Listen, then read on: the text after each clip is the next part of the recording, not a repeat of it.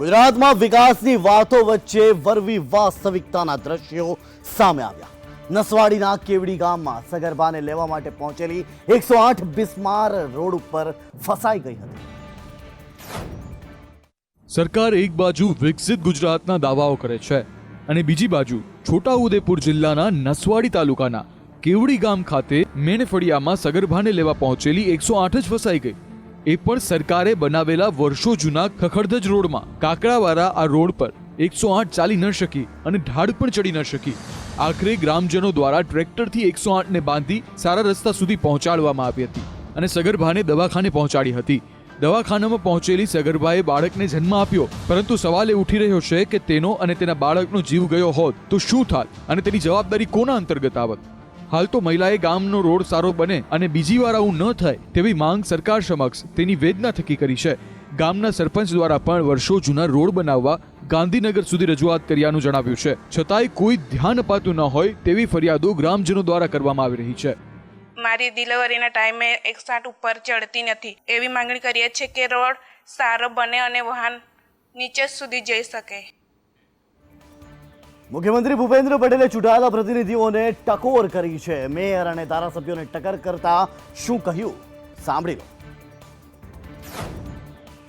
ગાંધીનગરમાં મહાનગરપાલિકા અને નગરપાલિકાનો ચેક વિતરણ કાર્યક્રમ હતો, જેમાં મુખ્યમંત્રી ભૂપેન્દ્ર પટેલે મેયર અને ધારાસભ્ય અને કમિશનરને ટકોર કરી। ટકોર કરતા તેમણે કહ્યું કે મેયર થઈ જાય એટલે વોર્ડમાં જ કામ કરાવે તેવું ન ચાલે।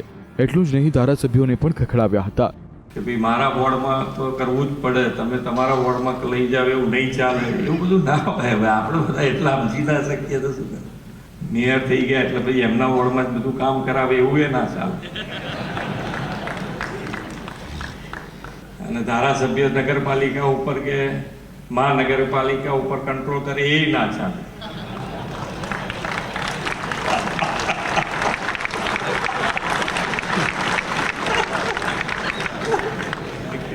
સજેશન આપી શકાય, બધાના સજેશન હોય, બધાને એકબીજાના સહકારથી ચાલે, સજેશનોથી ચાલે, એમાં બેસ્ટ હોય આપણે બધાએ ભેગા થઈને કરવાનું। રાજ્યભરના ટ્રક ડ્રાઈવરો અકસ્માતના નવા કાયદાનો વિરોધ કરી રહ્યા હતા અને આ વચ્ચે સુરતમાંથી ટ્રક ડ્રાઈવરોની દાદાગીરી પણ સામે આવી હતી। અકસ્માત કરનાર ડ્રાઈવરને 10 વર્ષની સજા અને ₹7 લાખનો દંડની જોગવાઈ કરાઈ છે। કાયદાના વિરોધમાં ઠેર ઠેર વિરોધ પ્રદર્શનો જોવા મળી રહ્યા છે। આ કાયદાના વિરોધમાં લાખો હેવી વાહનોના પૈડાઓ થંભી ગયા છે। મહત્વનું છે કે આકરા પાણીએ જોવા મળી રહેલા ટ્રક ડ્રાઈવરોએ આ વિરોધને અનેક જગ્યાએ હિંસક રૂપ આપ્યું છે। 2 દિવસ પહેલા સૌરાષ્ટ્ર અને કચ્છના ટ્રક ડ્રાઈવરોએ વિરોધ કરતા સમયે એસટી બસ પર પથ્થરમારો કર્યો હતો, જેમાં પોલીસ ઉપર પણ હુમલાનો પ્રયત્ન કરાયો હતો। ત્યારે આવી જ ઘટનાનું પુનરાવર્તન આજે ફરી સુરતમાં થયું છે। સુરતના ડુમસ રોડ પર ટ્રક ડ્રાઈવરોએ રસ્તા પરથી પસાર થતી એસટી બસના ચાલકને પકડી તેને ઢોરમાર માર્યો હતો।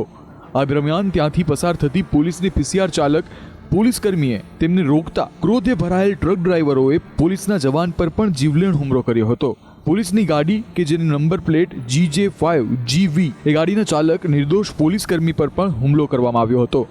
પોલીસકર્મીએ પોતાનો જીવ બચાવી ઘટના સ્થળ છોડી દીધું હતું અને ત્યાંથી ભાગ્યો હતો અને હુમલાનો વિડીયો સોશિયલ મીડિયામાં વાયરલ થયો છે।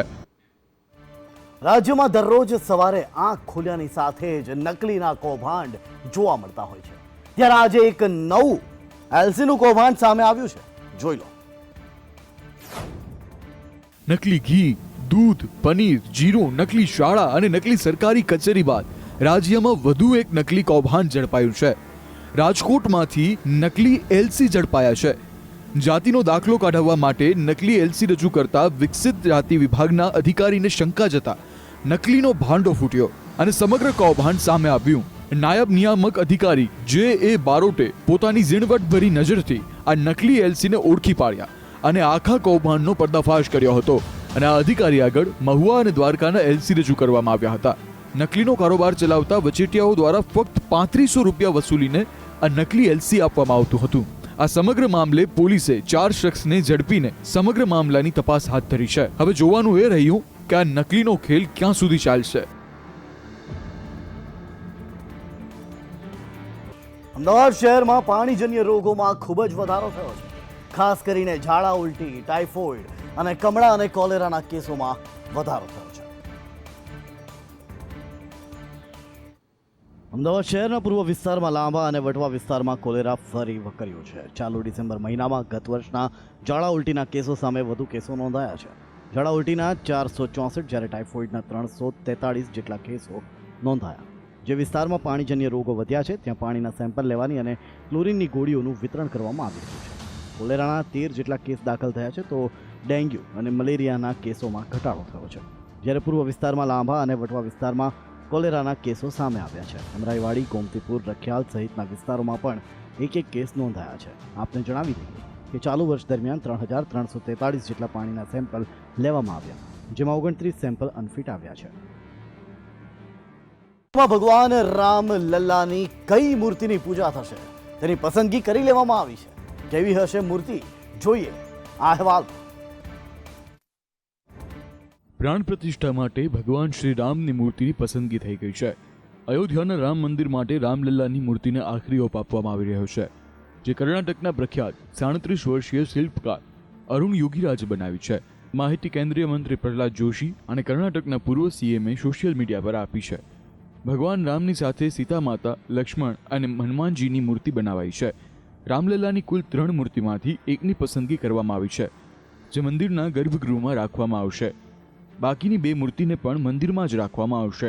મૂર્તિના નિર્માણ માટે કેટલાક માપદંડ નક્કી કરવામાં આવ્યા હતા કે ભગવાન શ્રી રામની મૂર્તિ કેવી હશે, અને તેના માપદંડ પર નજર કરીએ તો મૂર્તિની ઊંચાઈ 51 થી 52 ઇંચ હોવી જોઈએ.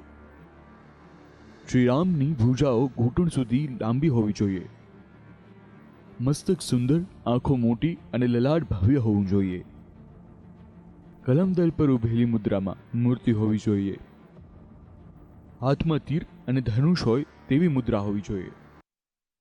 રામ મંદિરના અભિષેક માટે ભાજપનો પ્લાન તૈયાર છે. દિવાળી જેવો માહોલ બનાવવા આપી દેવાઈ છે સૂચના. અયોધ્યામાં રામ મંદિરના અભિષેક સમારોહને લઈને સત્તા પક્ષે મોટો નિર્ણય લીધો છે. ભાજપના કાર્યકરોને 22 જાન્યુઆરીએ દિવાળી જેવો માહોલ બનાવવા માટે કહેવામાં આવ્યું છે. 25 જાન્યુઆરીથી 25 માર્ચ સુધી ભાજપના નેતાઓ અને કાર્યકર્તાઓ દેશના વિવિધ રાજ્યોમાંથી રામ મંદિરના દર્શન કરવા આવતા લોકોને સુવિધા પૂરી પાડશે. આ અંતર્ગત રામ મંદિરની મુલાકાતે આવનાર લોકોને ઢોલ, તિલક અને ફૂલોની માળા સાથે મોકલવામાં આવશે. દિલ્હીમાં ભાજપની બેઠકમાં ભાગ લેનાર નેતાઓને રામ મંદિરને લઈને થઈ રહેલા આંદોલનની માહિતી લોકો સુધી પહોંચાડવા માટે કહેવામાં આવ્યું હતું. આ બેઠકમાં પાર્ટીના રાષ્ટ્રીય અધ્યક્ષ જેપી નડ્ડા, મહાસચિવ સુનિલ બંસલ, કેન્દ્રીય મંત્રી ભૂપેન્દ્ર યાદવ, અશ્વિની વૈષ્ણવ, મનસુખ માંડવિયા અને આસામના મુખ્યમંત્રી હિમંતા બિસ્વા સહિત ઘણા નેતાઓ હાજર હતા. ભાજપ દરેક બૂથ સ્તરે રામ મંદિરના દર્શન કરાવશે. આ અભિયાન 25 જાન્યુઆરીથી 25 માર્ચ સુધી ચાલશે. એવું કહેવામાં આવી રહ્યું છે કે એક દિવસમાં લગભગ 50,000 લોકોને રામ મંદિરના દર્શન કરવાની મંજૂરી આપવામાં આવશે.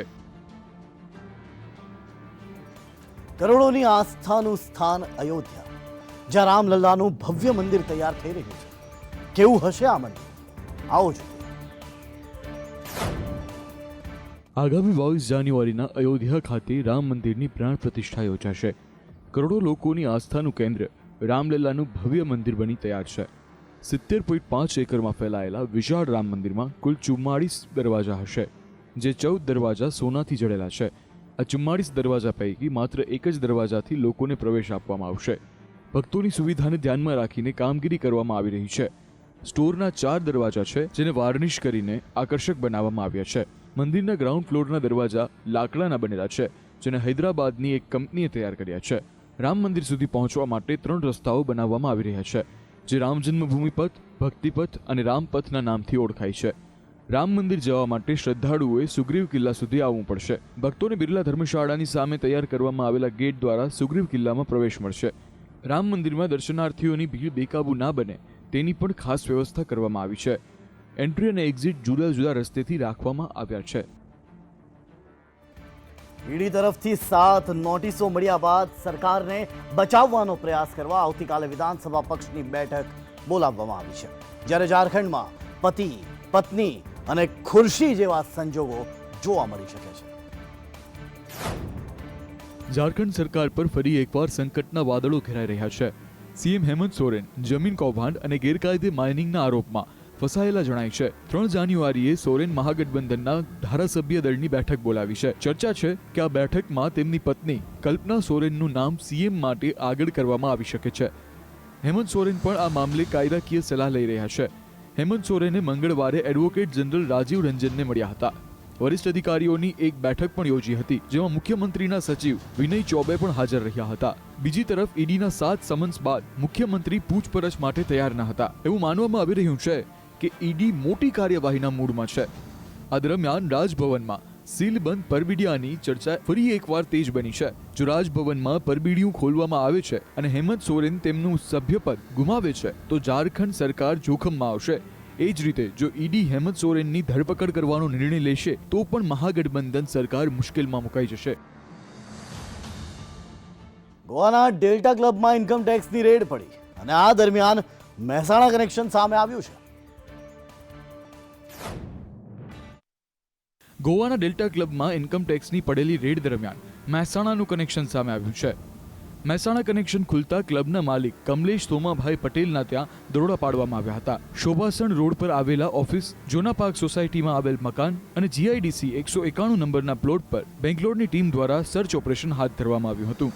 મહત્વનું છે કે જોના પાર્ક સોસાયટીમાં બંધ બારણે તપાસ કરવામાં આવી રહી છે. ત્યારે આ દરોડા દરમિયાન મોટા પાયે બેનામી વ્યવહારો બહાર આવે તેવી શક્યતાઓ છે.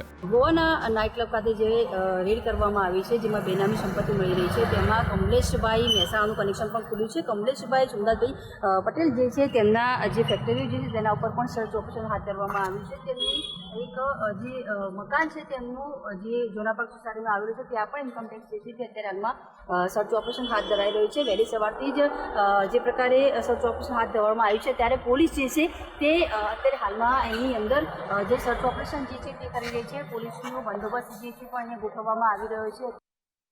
2000ની નોટ પરત આવવાને લઈ આરબીઆઈએ કેટલાક આંકડા જાહેર કર્યા છે, જેમાં ખુલાસો થયો છે કે હજુ પણ 100% 2000ની નોટ પરત નથી આવી.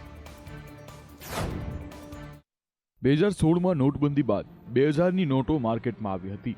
તે વખતે વડાપ્રધાન નરેન્દ્ર મોદીએ 500 અને 1000ની નોટોને બંધ કરવાની જાહેરાત કરી હતી અને તેના સ્થાને નવા પેટર્નની 500 અને 2000 રૂપિયાની નોટ જારી કરી હતી.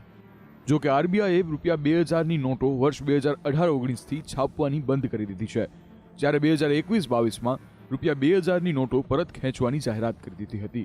ત્યારે આજે આરબીઆઈએ રૂપિયા 2000ની નોટોને લઈને આંકડા જાહેર કર્યા છે, જેમાં હજુ 9330 કરોડની રૂપિયા 2000ની નોટ પરત નથી આવી. 2000ની નોટ સર્ક્યુલેશનમાંથી બહાર કરી દેવામાં આવી છે, તેમ છતાં 100% પરત નથી આવી. અત્યાર સુધી 97.38% નોટ પરત આવી ગઈ છે. માર્કેટમાં કુલ 3.56 લાખ કરોડની 2000ની નોટ હતી, તેમાંથી હજુ પણ 9330 કરોડની નોટો લોકો દબાવીને બેઠા છે.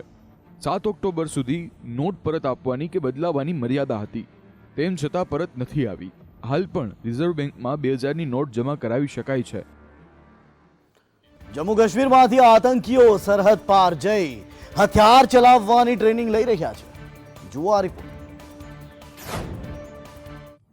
જમ્મુ કાશ્મીરમાં આતંકીઓ સરહદ પાર કરી હથિયારોની ટ્રેનિંગ લઈ રહ્યા છે. જમ્મુ કાશ્મીરમાંથી આતંકીઓ ટ્રેનિંગ માટે પીઓકે જાય છે. કિશ્તવાડના 36 આતંકીઓએ પીઓકેમાં ટ્રેનિંગ લીધી હોવાની માહિતી સામે આવી રહી છે, જેને લઈ પોલીસ એક્શન મોડમાં આવી ગઈ છે. પીઓકેમાં રહીને હથિયાર ચલાવવાની ટ્રેનિંગ લઈ આ આતંકીઓ આતંકવાદી પ્રવૃત્તિઓ ફેલાવી રહ્યા છે. જોકે મોટાભાગના આતંકીઓ હિજબુલ મુજાહિદ્દીન સાથે જોડાઈ આતંકવાદી સંગઠન ચલાવે છે.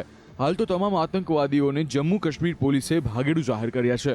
માહિતી અનુસાર 2 દશક પહેલા પણ પીઓકેમાં આતંકી ટ્રેનિંગ માટે ગયા હતા. तो ये जो इंडिविजुअल्स की लिस्ट हम आपको फर्निश कर देंगे, इनके फोटोग्राफ्स भी हमारे पास. 82 की प्रोसीडिंग्स में now the court has given 1 month's time कि आप लोग कोर्ट में हाजिर हो जाइए. अदरवाइज फर्दर 83 की कार्रवाई में इनकी प्रॉपर्टी अटैच की जाएगी. तो ये जो 23 लोग हैं, इनमें से 12 की प्रॉपर्टी हमने आइडेंटिफाई कर ली, जो डिफरेंट मैनर्स से प्रॉपर्टी डिवॉल्व हुई है. વિદેશ મંત્રી એસ જયશંકરે પાકિસ્તાનને લઈને એક મહત્વનું નિવેદન કર્યું છે. આતંકવાદ એ પાકિસ્તાનનું એક મહત્વપૂર્ણ સાધન છે. વિદેશ મંત્રી એસ જયશંકરે એક ઇન્ટરવ્યૂ દરમિયાન પાકિસ્તાન અને આતંકવાદ મુદ્દે ખુલીને વાત કરી હતી. તેમણે મંગળવારે કહ્યું કે આતંકવાદ પાકિસ્તાનનું એક મહત્વપૂર્ણ સાધન છે, જેના દ્વારા તે ભારતને ટેબલ પર લાવવાનો પ્રયાસ કરી રહ્યો છે. પરંતુ ભારત પાકિસ્તાન સાથેની વાતચીતના મુદ્દે વિદેશ મંત્રી એસ જયશંકરે કહ્યું, એવું નથી કે અમે કોઈ પાડોશી સાથે વ્યવહાર નહીં કરીએ. છેવટે પાડોશી છે, પરંતુ અમે તેમના દ્વારા નિર્ધારિત શરતોના આધારે વર્તન કરીશું નહીં, જ્યાં તેઓ અમને વાટાઘાટના ટેબલ પર લાવવા માટે આતંકવાદનો ઉપયોગ કરે છે. ઇન્ટરવ્યૂ દરમિયાન વિદેશ પ્રધાન જયશંકરે કહ્યું કે ભારતે પરસ્પર સન્માન, સંવેદનશીલતા અને સામાન્ય હિતના આધારે સંબોધનની હિમાયત કરીને ચીન સાથે જોડાણ કરવાની જરૂર છે. જ્યારે વિદેશ મંત્રીને પૂછવામાં આવ્યું શું ભારત ચીનની મનની રમતમાં હારી ગયું, તો તેણે કહ્યું, મને નથી લાગતું કે આપણે ક્યારે હારીએ. અને સાથે જ એસ જયશંકરે ચીન સાથે ભારતના સંબંધો પર કહ્યું કે નહેરુએ ચાઇના ફર્સ્ટની નીતિ પર કામ કર્યું હતું, પરંતુ અમે સરદાર પટેલના વાસ્તવિકતાના પ્રવાહ પ્રમાણે કામ કરી રહ્યા છીએ.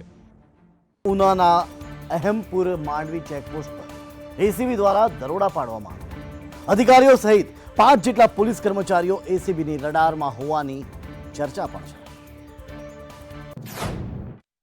હવે કદાચ ઉલટી ગંગા વહેતી હોય તેવું લાગી રહ્યું છે, કારણ કે જે અધિકારીઓએ પોતાની પાસે રહેલા અધિકારો જનતાની સુખાકારી માટે ઉપયોગમાં લેવાના હોય તે જ અધિકારોનો દુરુપયોગ બેફામ થઈ રહ્યો છે. અને આવા અધિકારીઓ સામે સકંજો કસતા એસીબી હવે એક્શન મોડમાં આવી છે અને રાજ્યના વિવિધ વિસ્તારોમાં ટ્રેપ ગોઠવીને રંગે હાથ અધિકારોનું ઉલ્લંઘન કરતા તત્વોને પ્રૂફ સાથે પકડવામાં આવી રહ્યા છે. ત્યારે આવી ઘટના રાજ્યના ગીર સોમનાથના ઉનામાં બની છે, જ્યાં એસીબીના આગમનના સમાચાર મળતા પીઆઈ સાહેબ તો રજા પર જ ઉતરી ગયા, જેથી રાજ્યના વાતાવરણમાં ઠંડીનો ચમકારો અનુભવાયો છે. હાલ પવનની દિશા ઉત્તર પૂર્વીય હોવાથી વાતાવરણમાં વધારે ફેરફાર જોવા નહીં મળે. રાજ્યમાં ઠંડીનો ચમકારો અનુભવાઈ રહ્યો છે. આજે 14 શહેરમાં તાપમાન 16 ડિગ્રી આસપાસ નોંધાયું. 8.8 ડિગ્રી તાપમાન સાથે નલિયા સૌથી ઠંડુ શહેર રહ્યું.